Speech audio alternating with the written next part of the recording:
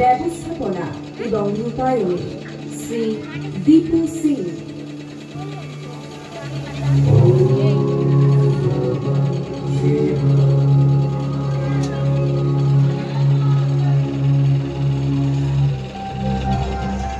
দেব, আমি নিশ্চিত করেছি আমাকে পিতার আয়োজিত যজ্ঞে যেতেই হবে। দেব, আমি নিজের অপমান সহ্য করতে পারি, কিন্তু আপনার নয়। সত্যি বোঝার চেষ্টা করো। সত্যি আমার কথা শোনো, ওই যজ্ঞে যে আপনি আমার জন্য চিন্তা করবেন না দেব। আর যদি তিনি আমাকে অপমান করেন তাহলে তখন তুমি নিজের মনকে এত কঠোর করতে পারবে? সত্যি আপনি প্রতিজ্ঞা করুন আপনি আমাকে যজ্ঞতে যেতে বাধা দেবেন না, আর আপনি আমার কাছে আসবেন না যতক্ষণ না স্বয়ং সতী আপনাকে ডাকে। আপনি ওখানে যাবেন না। তুমি আমাকে কি শপথ দিলে সত্যি? দেব, আমাকে বিশ্বাস করুন দেব, আর আমি না গেলে ওখানে কোনো আহুতির প্রয়োজন হবে না, আর তাতে কল্যাণের পথে বাধা আসবে। সঠিক বলেছ। তোমার শপথের সম্মান রাখার জন্য আমিও একটা প্রতিজ্ঞা করছি। যতক্ষণ তুমি ওই যজ্ঞ থেকে ফিরে না আসো ততক্ষণ আমি নিজের চোখ খুলব না। যতক্ষণ তুমি শিবকে নিজে না ডাকবে সত্যি, শিবের নেত্র বন্ধ থাকবে। ঠিক আছে দেব, আপনি আমায় আজ্ঞা দিন।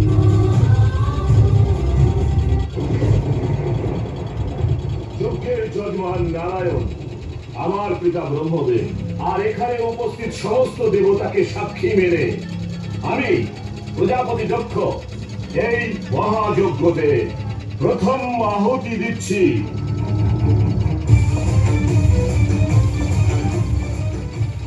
পিতা,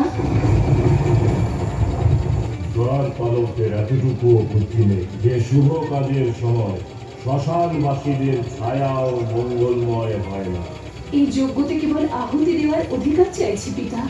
যার নামে তর্পণ করা হয়ে যায় সে প্রেত হয়ে যায়, আর তাদের শুভ কাজে কোনো স্থান হয় না। ওই দিন আমি মহাকালের কাছে তোমাকে দান করেছি, আর সেই মহাকালী আমায় গ্রহণ করেছিলেন পিতা। এখন বুঝতে পেরেছি বিনা নিমন্ত্রণে তুমি কেন এখানে এসেছো। যেরকম ভাবে যজ্ঞ শেষ হয়ে যাওয়ার পর ভিক্ষুক হাত বাড়িয়ে ভিক্ষা চাইতে আসে, ঠিক সেইভাবে তুমি এসেছো এই আশায় যে প্রজাপতি দক্ষ দান স্বরূপ ওই কাপালিক শিবকে মান সম্মান দেবে না। ওই কাপালিক শিবের জন্য আমার বাড়ি থেকে ভিক্ষা পর্যন্ত যাবে না। আমাকে বোঝাতে এসেছো প্রজাপতি দক্ষকে? যদি বোঝাতেই হয় তাহলে ওই কাপালিক শিবকে গিয়ে বোঝাও যে ওর বেশভূষা ওর আচরণ এই সভ্য সমাজে থাকার উপযুক্ত নয়, আর নিজের জন্য মান সম্মান চাইতে যাওয়া ভিখারিও।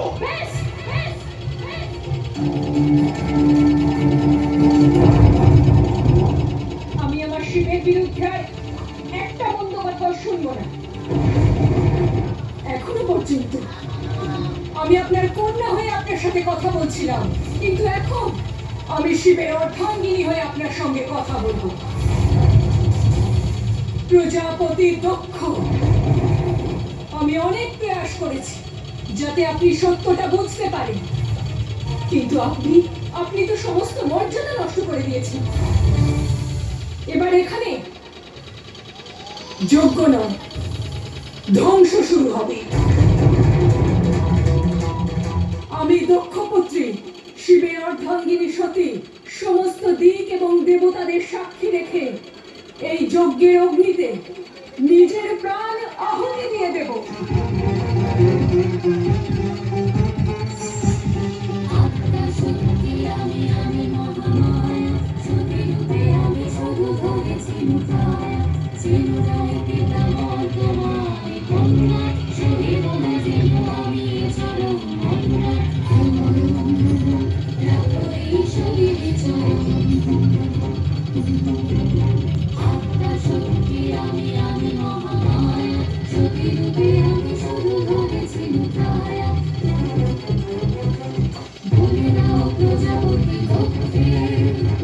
আমি শিব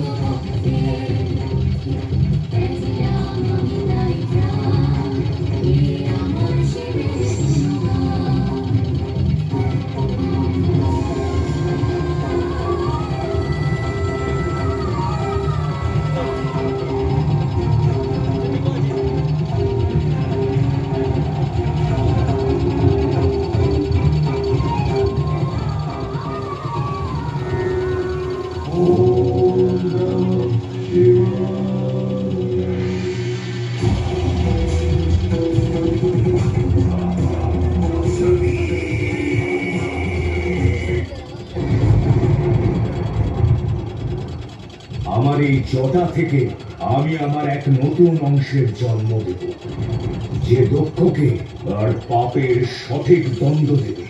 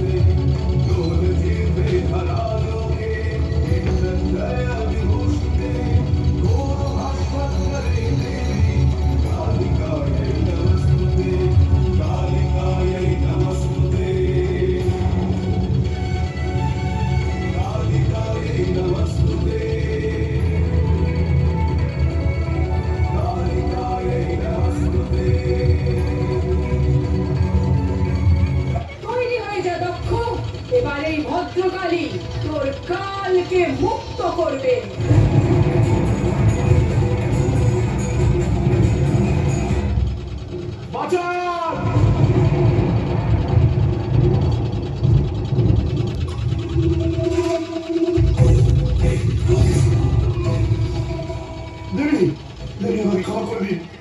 সেই সময় এসে গেছে দক্ষ, এবার তোমার বিনাশ অনিবার্য।